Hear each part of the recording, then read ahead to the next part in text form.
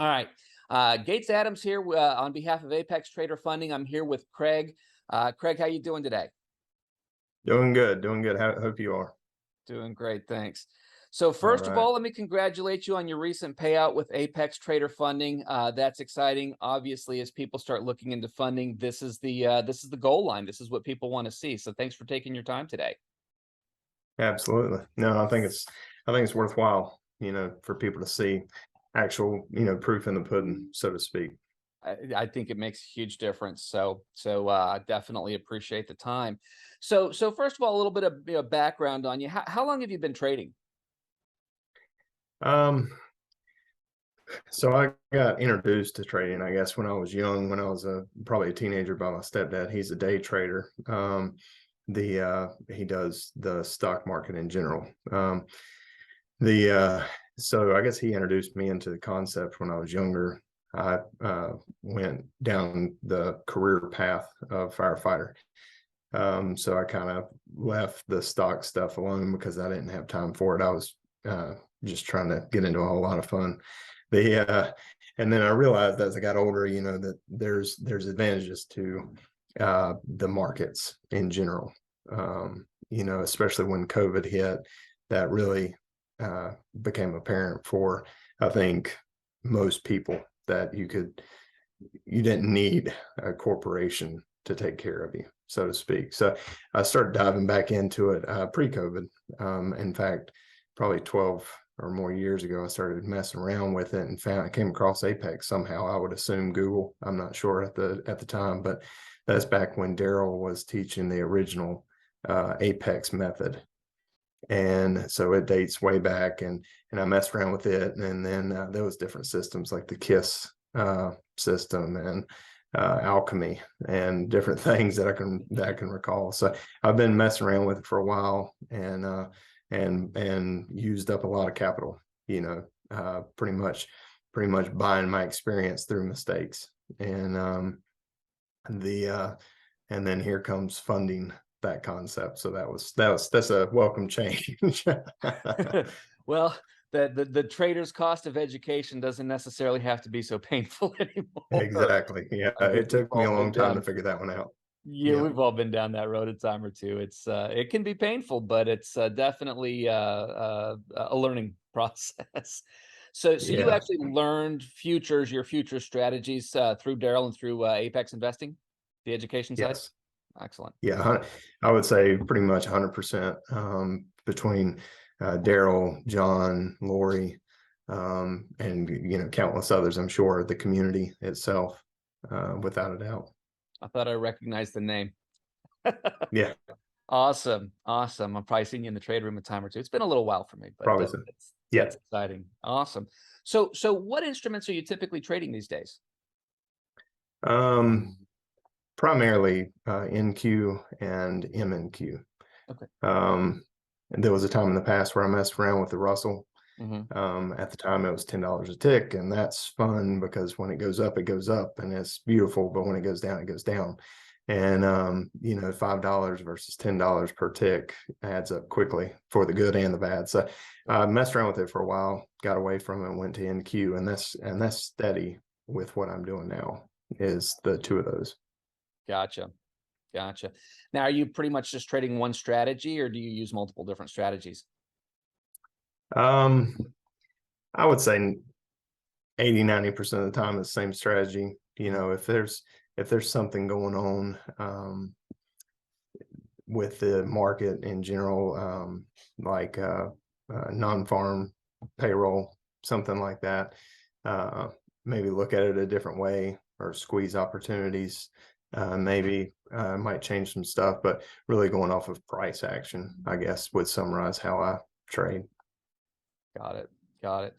Now, one of the questions I generally ask is how you heard about Apex Trader Funding. My guess is you heard it through Daryl and John, the horse's mouths, so to speak, directly through the Apex investing side of it. Is that right? Yes. Gotcha. Gotcha. Now, when you first heard about funding, what were your initial thoughts? How did you feel about the whole concept of funding in general? Um, so when I first heard of the concept of funding, you know, it was when it was a few years back when Apex started introducing it to their network of people, their clients. Um, Went down that road, hit obstacles just like a lot of people would as they're first trying to start out on that. And having that learning curve and I could see the potential in it. I had issues with the former company that I was a client with under the funding, uh, transparency issues, the lack of what seemed to me the lack of help that they were really trying to put out to their clients. And I got frustrated, left, and essentially kind of quit giving them my money because that's what it seemed like. It was, it was a one-way road. Sure. We want your money, we want your money, but we're not really willing to help you at all or guide you or take advice. So I got out of that, and then Apex obviously introduced their funding side of the company, and I've got a lot of trust in Daryl. I've never met the man a day in my life, but he just historically is just a jam up person to deal with. So I put a more trust in him, I guess, and the Apex community. So and I got it, and so obviously I've gotten back in Apex, and a lot of the questions and issues that I was having under the past company, Apex is resolved. And it's like, man, I've actually got somebody kind of in my corner, and it just so happens that it's the CEO of the company. So it's nice. Great, great. Now, and I appreciate you not mentioning the other company, but without naming names, aside from your history with Daryl and the Apex crew as a whole, mechanically speaking, in terms of just the product itself, what are the most significant differences that you see that in the Apex structure versus what you've seen out there other places? Yeah, so it is similar. I will say that it is similar. The fundamentals, the different tier levels, kind of how they're set up. Um, I think the biggest difference for me personally is that it comes with the Apex network Mhm. and the community and all these mentors that are just waiting on somebody to ask a question so that they can help you get through it. Instead of, you know, almost put a magnifying glass on them, like how much better are they than I am because I'm having asked this question, and that's what I've always appreciated about Apex, all the way from, like I said, all the way from Daryl to a newer member or a client, is that they just genuinely want everyone to succeed, and it's a nice feeling to have that type of cushion to fall back onto. Right. Awesome. Awesome. That's great. Excuse me. Bad time for a No, cough. you're, yeah, no, you're good. Awesome. Now, let me ask you in terms of taking the specifics of which company you're working with out of the factor. What for you is the biggest thing that you notice in difference to your trading or your execution or your mindset or however you want to frame that by trading through a funded account versus funding your own account and trading your own money? So, and I would say that this probably hits most people. Being on the side of using my own capital and losing it and making some and then losing some more, you have that fear factor that falls into it. And it's like, man, if this trade is a probably, it's a good chance of winning, but it's my money. And if it doesn't do right, if 2 + 2 doesn't equal 4 today, then now I'm out of my capital. I'm out of my money, and that's going to affect me in the future and the goals that I have. Whereas on the funding side, you have a minimal investment Mhm. for an account. It's a shared partnership between myself and Apex. And if I blow the account, hey, because I made bad decisions, or, trade went against me after it went against me, or poor money management, a lot of those fear factors are out the window because my investment is, $100 or whatever it is. Right. and it allows you to actually go through the process that you have for yourself, whatever the strategy is, and say, okay, this is a good trade, here we go, or this is a bad trade, I'm going to move out. So that because I think everybody's had it, hey, this is a perfect trade setup, I'm going to buy or I'm going to sell, whatever the situation is, and then it reverses for no apparent reason. There's no obstacles in the way, but it just does. And it doesn't hurt as bad when it's not your capital that you worked to get, so I think it's a really just brilliant concept. It puts the trader, especially a newer trader's mind at ease to learn, to focus more on the learning side of it than the fear of losing money or whatever it may be. All right. That you think that affects your decision making and execution? 100%, without a doubt. Yeah. Yeah, being able to actually pull the trigger on something that makes sense, without having to worry about, this is going to kill me financially, or this is going to hurt my retirement, or something like that. It makes a massive difference. Excellent. Now, are you just trading one performance account, or do you have multiple that you trade with? So, yeah, so right now I have one performance account, and then I have 4 evaluation accounts right now. So the performance account that I have is a $50,000 account, and historically that's all I've ever messed with is the $50,000 level, because of the 80% off promotions, um, and as well as failing a performance account in the past and having an 80%, so to speak, coupon that comes with that is like, hey, sorry that happened to you because of your mistakes, obviously, but here's an olive branch, and have 80% on us to try your hand again. Don't give up type concept, right? So I've gotten into the $150,000 evaluation accounts just to kind of see mathematically, what does that do to the mentality? What does that do? And I really never looked at them because the math wasn't quite as good as far as a trailing threshold as a $50,000 account. It's good, but it's not quite as good, but when percentage wise, but when you get past that, you can think, okay, I have a $5,000 trailing threshold instead of 2,500. As long as I'm patient and I make quality, methodical trades, then that cushion gives you more confidence.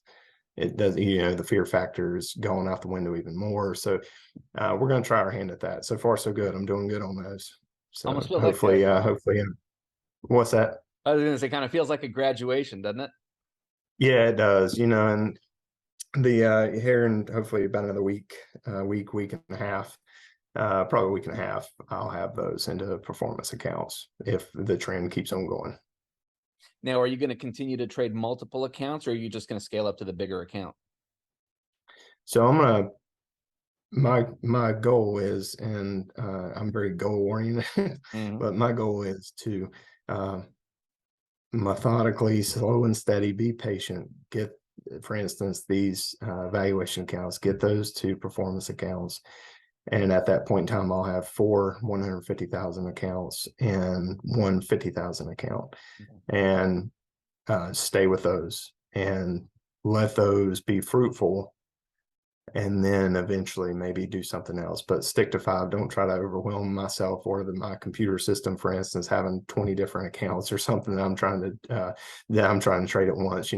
Just be patient and not be greedy, which has gotten me in the past. So Focus where your strengths are. Awesome. exactly. Yeah. Have you had much call to interact with Apex Trader Funding's customer service? I've dealt with them a few times, mostly me trying to figure out something, and the customer service. And that's another reason I praise Apex and the company that it has become, because I don't think I've ever waited more than a couple hours for an answer. Even in the middle of the night, it seems like I've gotten answers back to my email, and it's step 1, step 2, step 3. Hey, here's how we're going to help you. It's never, too bad, or I don't know, figure it out, Cena, or you're messing up type thing. You never are made to feel bad about anything Hmm. or dumb, you know. Sure. So it's the customer services just jam up, and along with the customer services, even the community, on the social media groups or whatever it is, they're the exact same way. Everybody pitches in, and it really is an amazing thing to see. A lot of support and well wishes from the group as well, huh? Yeah. Oh yeah. Yeah. It's definitely a loving group. Awesome. Awesome. So if you ran into somebody who was looking at, or kind of starting to go down the road of working with funding company, working with Apex Trader Funding, what advice would you give them going into it? Um, it's easy to look at funding, because I caught myself in it, is that it's easy to look at funding as, hey, I can do this $100 investment Mhm. or $50, whatever it may be. And I can times that by 20, like I said, and have all this money in 6 months. And it's like, well, that's a ridiculous concept, and you're only setting yourself up for failure. And so I would say anybody really that's wanting to get into any type of market, and especially for a new person, um, is to go with Apex, use their money, so to speak, right? But be patient. Mhm. And I think being patient and not being greedy and being methodical and having little goals set up for yourself, to show progression is just monumental. Yeah. Excellent. Excellent. Well, I sure appreciate it. If any last minute thoughts or insight or input? Um, I don't think so. I'm just kind of looking over some of the uh, some of the notes and stuff, that I've got, and the questions. You know, I think I speak for not only myself, but most of the people that have dealings with Apex. It's just, you know, the appreciation for Daryl and his crew, including yourself, doing things like this is so nice. And